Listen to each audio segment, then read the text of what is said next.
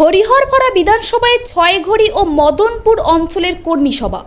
উপস্থিত ছিলেন আইএসএফ জেলা সভাপতি সৈয়দ হাবিব শেখ, উপস্থিত ছিলেন সিপিআইএম কেন্দ্রীয় কমিটির সদস্য আভাস রায়চৌধুরী, প্রার্থী জামির মোল্লা, প্রাক্তন বিধায়ক ইনসার আলী বিশ্বাস।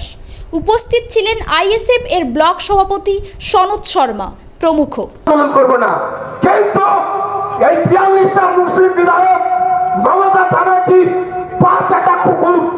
বলার ক্ষমতা নয়, নিজের স্বার্থে নিজের টিকিট নেবে এই স্বার্থে।